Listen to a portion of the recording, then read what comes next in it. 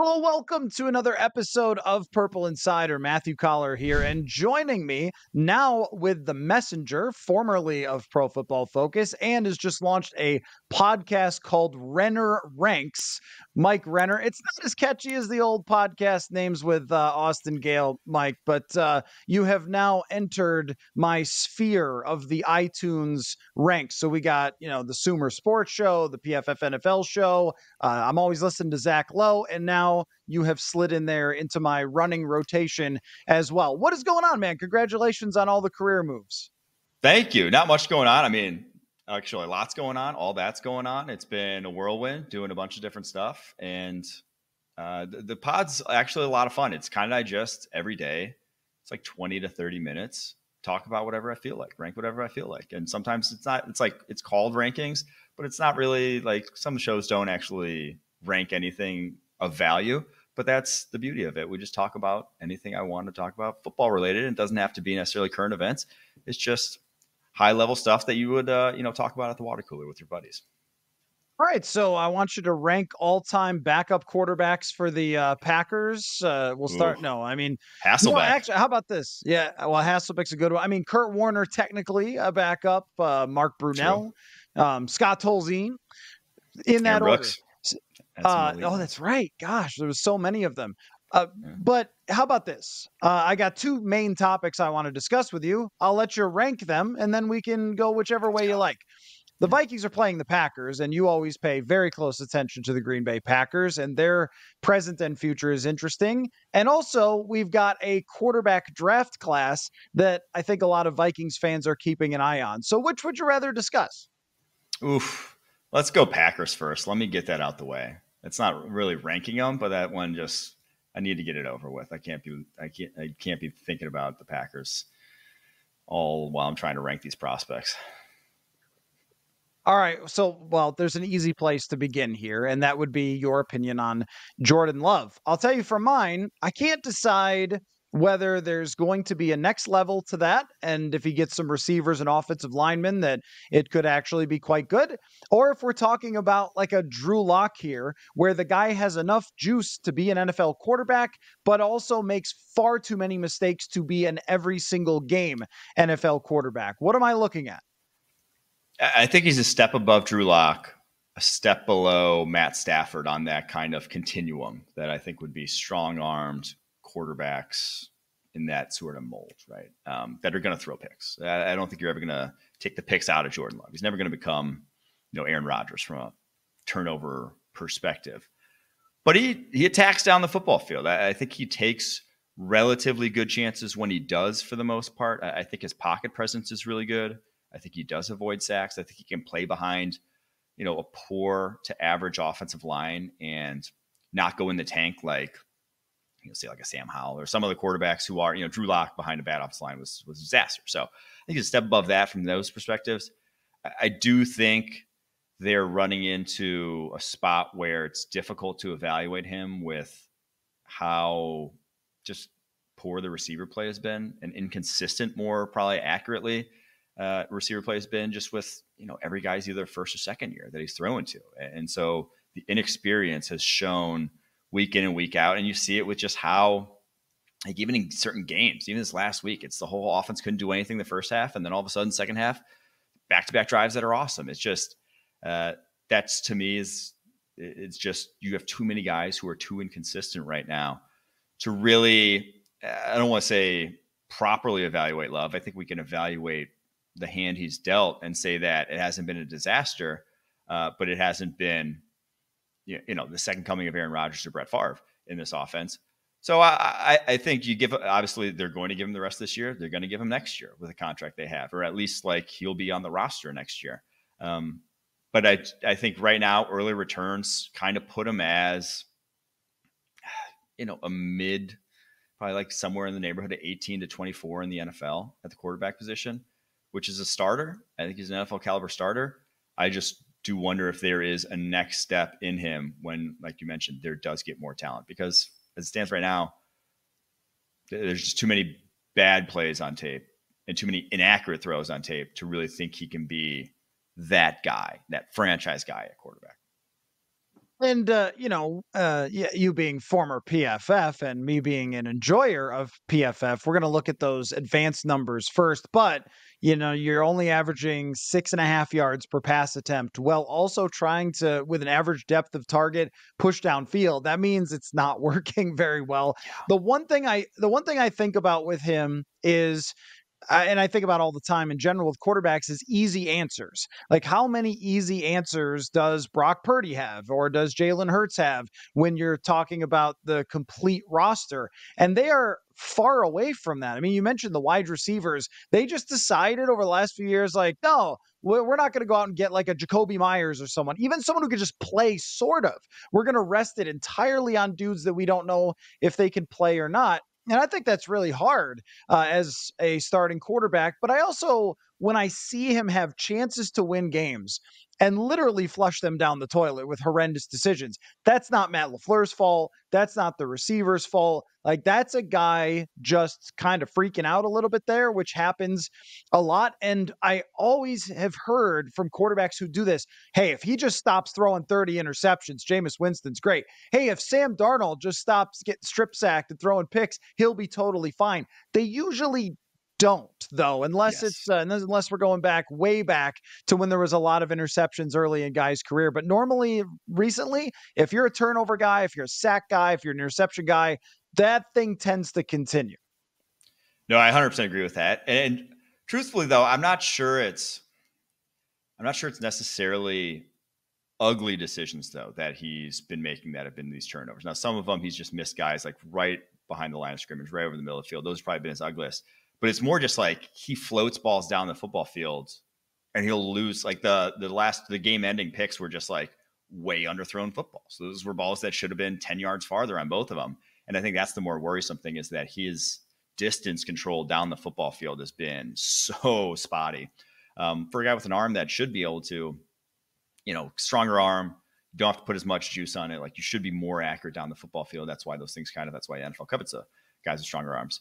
But I do also think like the problem that they've had is that there's not even like one veteran in this receiving core to be like, hey, don't make these mistakes. Like, when you're going through practice, telling guys that it's not just the wide receivers coach they're telling guys, like, you need someone in there to give you some tips, some tricks, how to do these things at the NFL level. There's zero. There's not a guy past year 2 in this receiving core. And so there's no one. They're literally all trying to figure it out, all trying to just like keep their heads above water.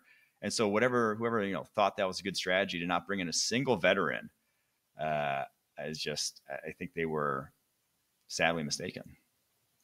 I can't say that we should declare it to be he's not good or it's over, and we always like to do that. I mean, that's maybe one of the fun parts is we go, Yeah. I'm planting my flag with this guy, and sometimes you're a genius and sometimes you're a dope. But with him, like, it's harder because he was sitting on the bench for so long, and you feel like it should have looked better from like that development. But then I also remember that the Green Bay Packers once upon a time drafted Brian Brom in the second round because they weren't entirely sure that Aaron Rodgers is the guy. And you go, I don't know. So what should they do here? I mean, because I think they have to give it time, but they also have to like start going on the future if he's not going to be that person. You're very much in like Daniel Jones land of last year, where they're going each week, is he the guy? Is he not the guy? And then if you sign that contract because he has a few good games, you can end up having it blow up in your face. Folks, we are going all in on Prize Picks this football season. Every week we are playing and testing out our skills here on Purple Insider to see if we can predict what numbers players will put up every Sunday. If you haven't heard of it, trust me, you're going to want to check it out.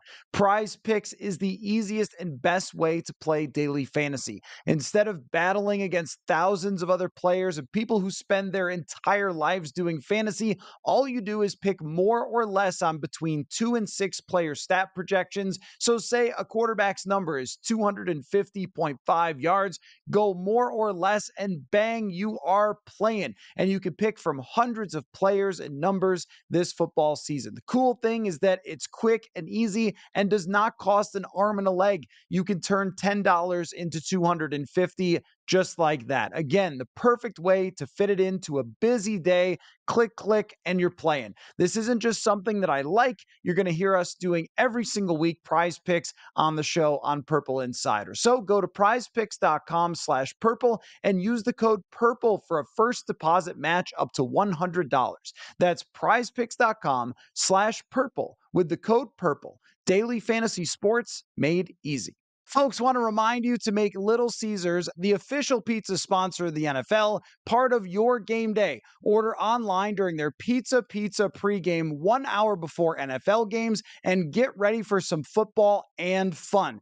Choose your favorite Little Caesars pizza or pick the toppings you crave. Either way, you win. And speaking of winning, everyone scores with convenient delivery or their in-store pizza portal pickup. So grab some friends and enjoy a few slices during the tastiest hour before kickoff. I think it very much depends on where they end up, right? So if they end up like a top 6, top 7 pick, it would mean he's not played well, right? Like you don't end up with that, with a roster that, it's not good by any means, especially on the offense side of the ball, but the defense is good enough that even with, Joe Barry as DC, they're still good enough that they should not end up with a top 6 pick if your quarterback's going to be your guy, right? So if they end up with that, you make a play, you got the trade capital this year that you got from the Jets, the second rounder. You make a play to try to get up to the spot because I think Drake May, Caleb Williams will be worth it. Now, might have to trade with the Bears. And so if that's the case, they're not going to get one of those guys, but hopefully the Cardinals lose some more games here. They can trade with the Cardinals.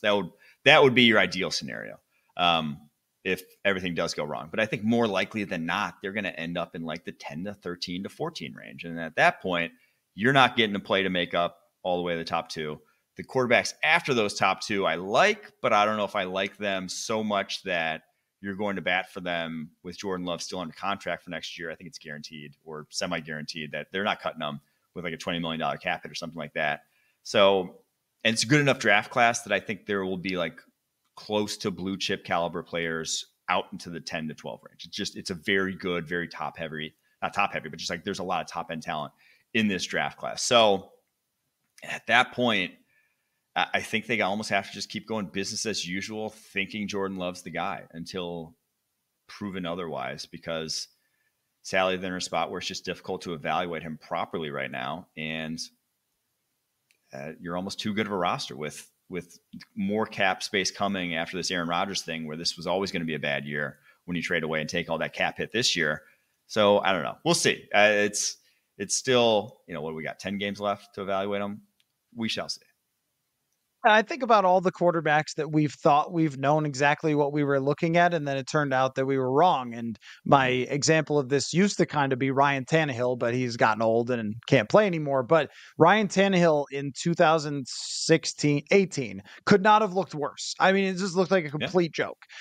And then he goes to Tennessee. He's not even the starter, and turns out to lead them to winning the entire conference. And maybe they're an interception or 2 away or something from going deep into the playoffs that year. So it's such a tricky thing for an organization. And I wouldn't be shocked if the Packers did the middle round hedge, where it was like, well, we're going to draft a guy in the 3rd and see if that guy can push him or something. And then, you kind of get caught in that never land. The rest of the Packers roster is interesting though to me, because they have enough talent on defense where it should be better. This is year 18 of us saying that in a row. And, Aaron Jones is getting older. AJ Dillon's just not any good. I'm not sure he ever was, but he's definitely not now.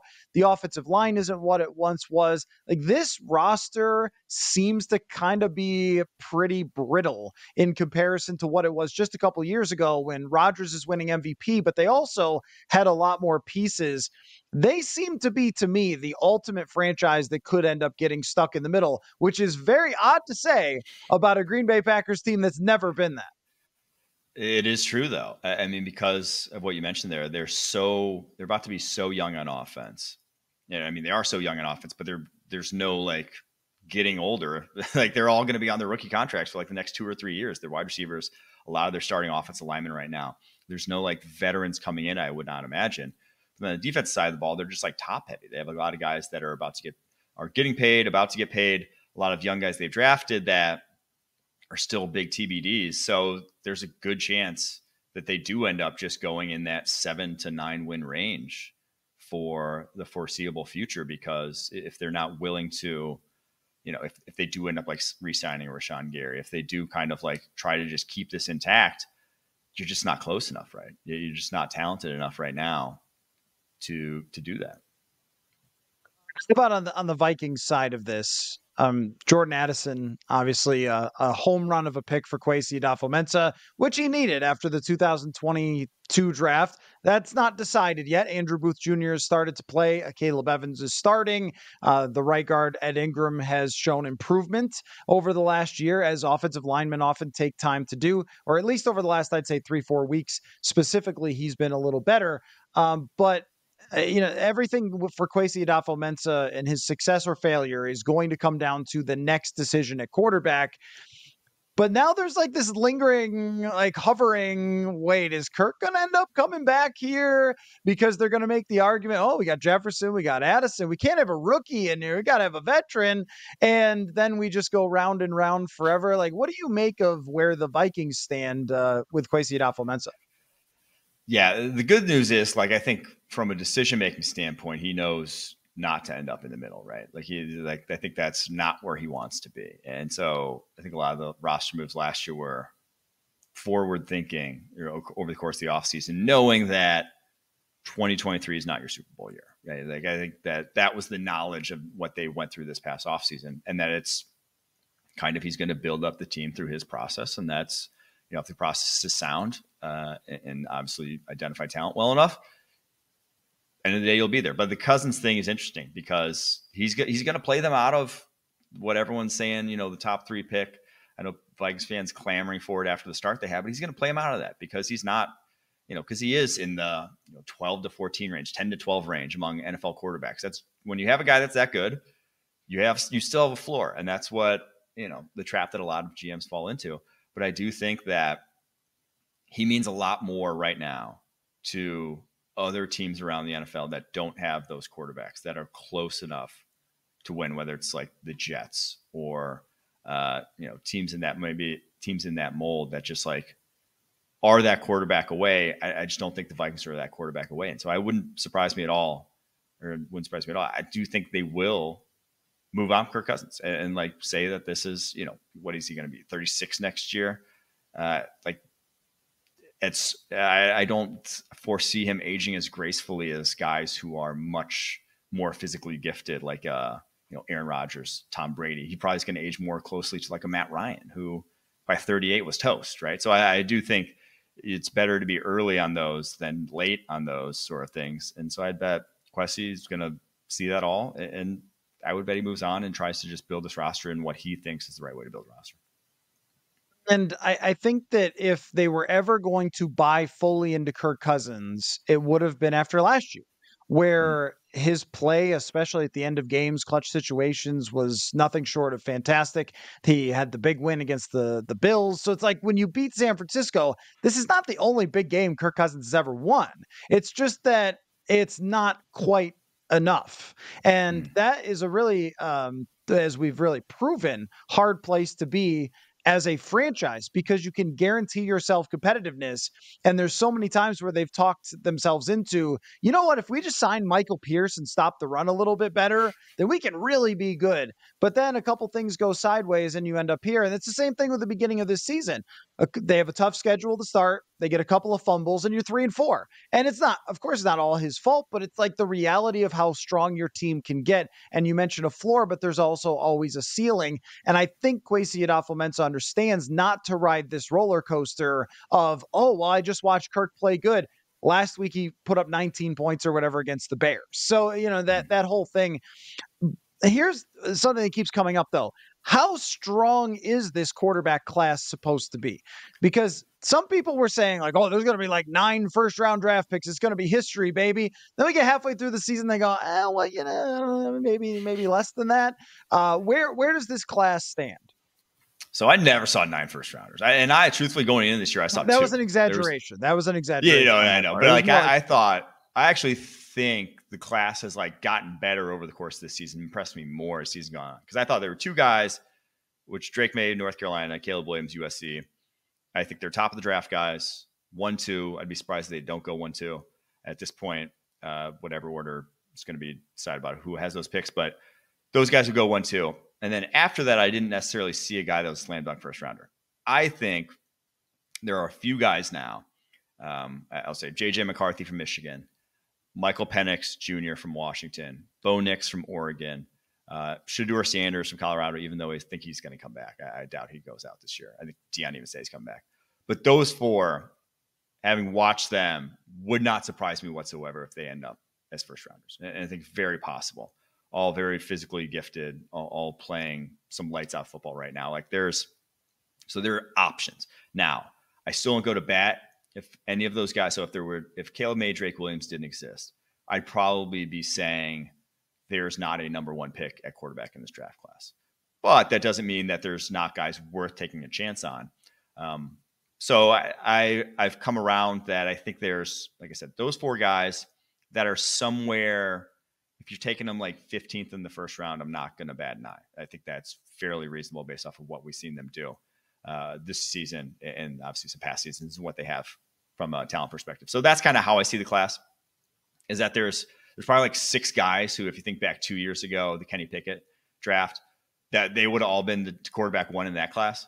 But, there are probably only 2 guys that I see as real franchise quarterbacks. We're a long way away from draft season, so we don't have to try to whittle each down to how the Vikings would or would not like them.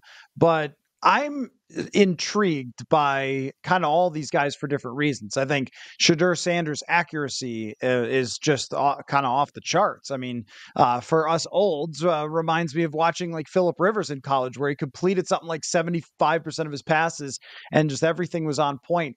Bo Nix and Michael Penix a little bit on the older side. Maybe the upside is a little bit less. But what I keep coming back to with a lot of these guys, and I have a tough time figuring out what J.J. McCarthy is. Maybe you can tell me.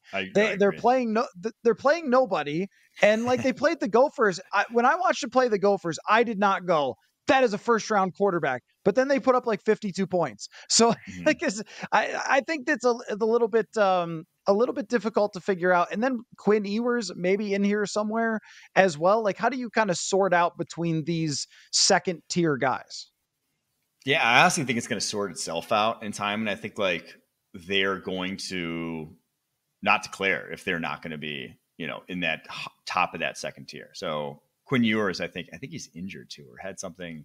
They just got hurt this past week, I want to say, but shoulder. I just think he's had shoulder injury. Okay. He's been too inconsistent to me, and not had a ton of playing experience to really go to bat for him as a first rounder right now. Super talented, a lot to like about him, but as a guy that's just probably 15 years ago, you don't even think about that guy declaring, right? It's really only semi-recent phenomena that if you're showing anything as a junior, you come out. Usually it's guys where it was rare to come out early. You had to be the guy, top 5 pick to necessarily come out early. So he's a guy who probably wouldn't have come out prior. And I honestly probably don't think he comes out this year because there's too much of a logjam. And obviously with that injury, he's going to have a hard time playing his way up board. So, and like I said, it'll probably shake itself out that the guys who don't necessarily finish the season strong, they see the rest of the class and they have to come back. But Penix, Bo Nix are out of eligibility. Those guys have to go to the NFL draft after 5 and 6 years respectively. So, or Penix 6, Bo Nix 5. So, those guys I think will be, if I had to bet right now, I'd bet both end up first rounders. So those 4 guys have to go, will be first rounders. After that, it's I think people will be looking at Nix and Penix and their evals and being do I think I'll get drafted higher than them or not? And that'll kind of declare whether McCarthy, who you mentioned, just how do you evaluate a guy who's doing nothing and knows what every defense is calling apparently every single time he's playing them, right? So it's going to be difficult for those guys this season to really say, I'm going to be a top 10 pick with all the other quarterbacks that just are in this class.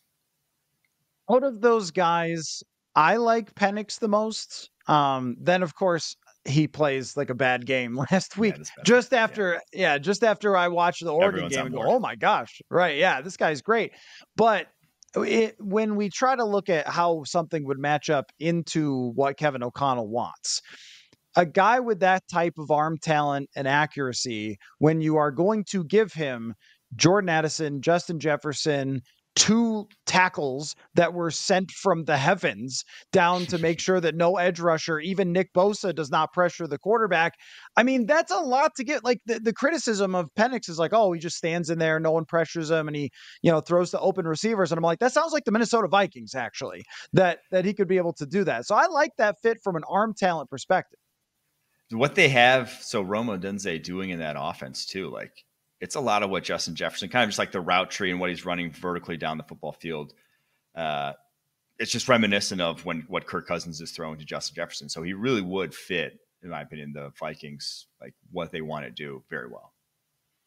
Yeah, and I think the other thing is that they're just going to ask a lot of the quarterback, and that's where it's hard to figure out, right? They're asking Kirk Cousins to know a lot of stuff. I've never seen Kirk use a wristband before, and he finally decided to go with the wristband because it was getting too complicated for him. So then you're going to ask a rookie to come in, and then it's a weird timeline, but it's kind of a fascinating class. Now you will be asked this question 150,000 times between now and the draft, so I'm going to be the first if I can.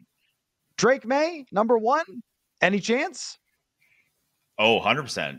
I'm not 100% chance, but there is 100% a chance. I've actually already thrown some cheddar on him being the number one overall pick. That was actually before the season even started. And it's just because it's a pick your poison. Not every offense coordinator. We've entered an era where people aren't like running their schemes, right? That it's not like just what I want to run, but there's not a lot of people who necessarily want to build an offense around a guy. They'd rather like run what they want to run. And to me, if you're just projecting to what has been NFL offenses for the majority of NFL history in terms of like pocket passing, timing passing, Drake May is a better prospect in that regard. I think he is. Like his pocket presence is tremendous. He's got the better size to get over the offensive line, see the middle of the field. He works the middle of the field incredibly well. He's got a very strong arm. He can move himself too, but he's not like he breaks pockets to keep his eyes downfield and look for plays outside the pocket.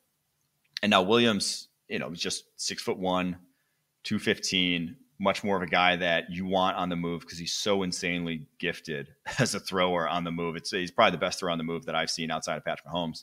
And that's why you get these Patrick Mahomes comps, but he's insane when has to create. He's about as good as you'll see at the collegiate level ever. But there's some aspects of Lincoln Riley's offense that put the game on easy mode for him. He's been playing behind an offensive line that really didn't allow people to touch him until the past 2 weeks. And then when people are touching him the past 2 weeks, he looks about as worse as we've seen from him since his freshman year. So there are things that NFL evaluators may not like or may not like necessarily want to have to fit in their offense that Caleb Williams does, that Drake maybe doesn't have that worry. So again, it depends on who has number one overall pick, but I think there's definitely a chance. I've been watching way more than usual when it comes to these quarterbacks because the Vikings started with the record that they started. And so I started, I put my draft goggles on, like, all right, I'm going to watch some of these quarterbacks. And I was wondering if it was because I don't pay much attention, and I love people writing about the draft this time of year, but I'm just so focused on Viking stuff that I don't read a lot. And I was thinking to myself, like, am I silly for liking Drake May better right now? Because some of the Caleb Williams stuff is I love dudes who run around and everything else.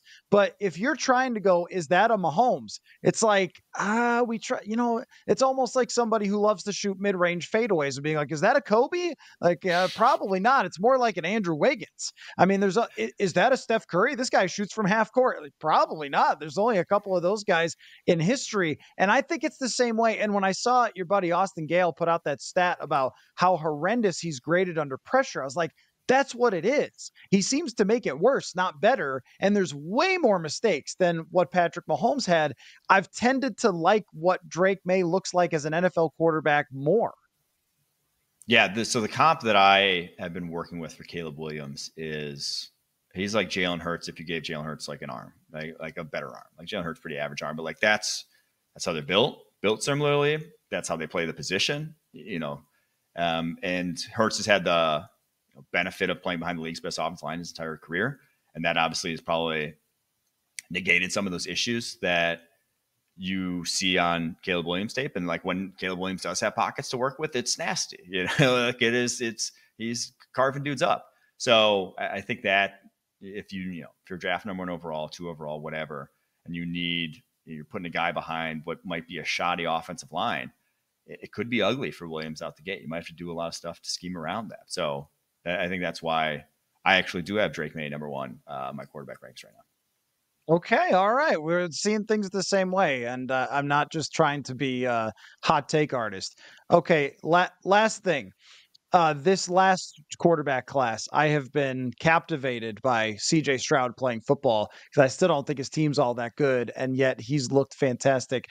But everything's not an even playing field. If everybody got the same football team and the same system and the same receivers, then we would really know who was better, and the same schedule, but all these things are different. How do you look at what the future is for CJ Stroud? Unfortunately, Anthony Richardson injured, and Bryce Young. Yeah, I think Stroud's no question going to be franchise quarterback. Now, all you're like kind of debating, there's like levels to obviously franchise quarterbacks, like where will he end up in those levels? But I think the things that you need to do, which is, operate with anticipation at the NFL level, it's like a prerequisite unless you have God tier arm strength. He's doing better than any rookie quarterback in the NFL, or better than any rookie quarterback since like Burrow and Herbert too. Like it's just, he's tremendous in that regard. He's, probably been calmer under pressure than I would have thought, given how he showed and how he fared under pressure at Ohio State. And it was always just like, it wasn't that he was terrible in that regard. It was just more, we didn't know. He had such a good, he's behind Paris Johnson and DeJuan Jones, probably the 2 best rookie offensive tackles in the NFL right now. He was playing behind last year. So you just didn't know. Like he just had such massive pockets to work with. How's he going to fare when he's behind a backup offensive line at the next level? Well, it hasn't mattered because he's so quick with the football. So I think the speed with which he's processing, the anticipation, honestly, one of the worst parts about his game so far has been his accuracy. He's missed more throws than I ever saw from Ohio State. So that's the one thing where it's like, that'll probably come around and get better. So I really think Stroud's going to be very good. Also got to give a shout out to Bobby Slowick, former PFFer, who's dialing it up for him, giving him some of these, the offense looks good down there as a whole, just not just him. So the other two, though, Richardson, like a lot of people are high on him. He still misses a ton of throws. He's going to create offense no matter who he's surrounded by, like because he's so physically gifted. That's why you take the chance on those guys, just because they have such innate ability to just create yardage out of nothing. And that's great. And that was always going to be there, though. The thing is, like, can he operate accurately? That's still a big TBD. And so, still going to need to see some development. Sucks that like he's hurting his throwing shoulder to be like that's the injury. The guy who needs to work on accuracy is hurting the one thing that he needed to work on. So that's probably you may not see like a much different guy next year then, sadly, because of that. And so that sucks. But I still think that in time, he doesn't need to be that accurate to still lead a high-end offense. So big fan of his, big fan of Stroud's. Young, I don't think he's been as bad as maybe like the stats suggest or like how people have talked about him. I still think there's been a lot to like. I will say the size, he's goes down very easy in the pocket. That's maybe not too surprising. He's the smallest quarterback in modern NFL history. That part's maybe a little worrisome. Already missed a game this season with injury. That's never going to necessarily change. He's always going to be that guy. But I do think you see the creation ability. You see the quickness with which he can get to a second read and still work on time. You see him able to navigate and still escape pressure when it's not like a free runner and a guy who can track him down. So a lot to like still. When you have no wide receivers that can get down the football field, that's what any offense is going to look like, is what the Panthers kind of look like. Is that just everything's tight. Everything's a tight window throw because no one's afraid of getting beat deep by this Panthers receiving core. And a truly horrendous offensive line. I mean, like a complete abomination of an offensive line, which is what everyone wants for the shortest quarterback in the league, right? Is to have the pressure in his face almost immediately. And, but with Bryce Young, the one thing that I would say I think is going for him is that he's resilient. Like I saw him make huge mistakes, but I did not see him give up. That was the one thing that early on with Justin Fields I was very worried about, is Justin Fields would get down in a game and they just lose by 40. And it happened earlier to against Kansas City. Like, you don't even keep fighting. And I feel like there's a fight in Bryce Young. They got down to the Lions and he like led a touchdown drive. And even though it didn't really matter, he was like commanding the offense, get going, getting people in place, making some throws. Like, okay, you can work with that if a guy has some resilience, some toughness to his game and is accurate, and build around that. If he's just gonna, flop if it goes wrong, then you can't. So that's very interesting to see, and also hilarious about the NFC. Like, the NFC cannot find a young quarterback, and then the two guys that look better go. Right, exactly. Mike, always a pleasure to have you on the show. And by the way, in my book, Football is a Numbers Game, Pro Football Focus, and How a Data-Driven Approach Shook Up the Sport, I was able to, thanks to your help, tell your story of how you ended up at PFF, the journey you've taken, and now that has landed you at The Messenger and with the Locked On Podcast Network.